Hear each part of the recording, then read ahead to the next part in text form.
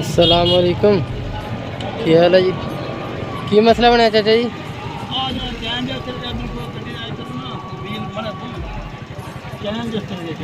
तो साढ़े लाएगा तो दस दो जी। तो कल आइए।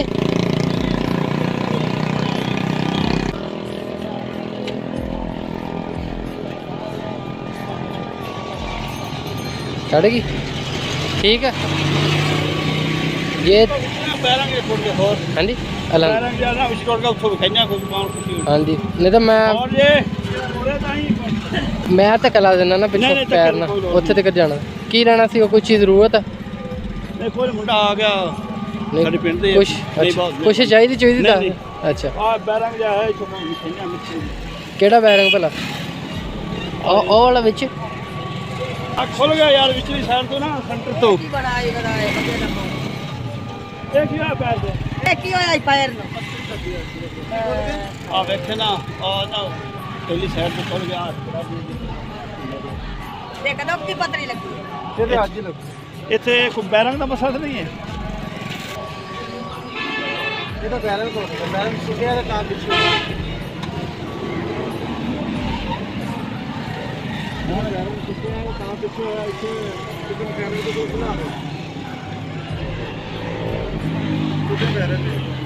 तेन को सोरे दे पा दे मैं ना चलिया फैक्ट्री ਵਿੱਚ ਬੰਦਾ ਕਾਫੀ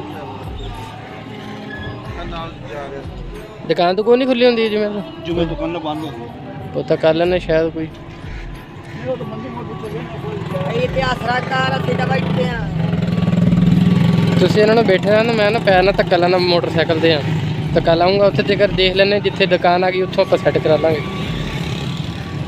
ਆਓ ਚਮੜ ਦਿੱਤਾ ਦੇ ਖਾਦਾ ਲਾਵਾਂ ਧੱਕਾ ਜੀ ਬੈਠੋ ਉੱਥੇ ਤੁਸੀਂ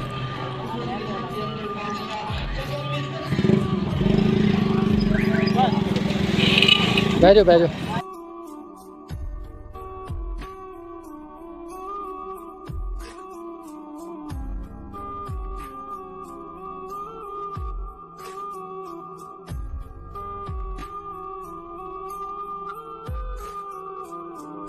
ਤੁਸੀਂ ਜਾਣਾ ਕਿੱਥੇ ਸੀ ਵੈਸੇ ਜਾਣਾ ਕਿੱਥੇ ਸੀਗਾ ਉਦੋਂ 725 ਚ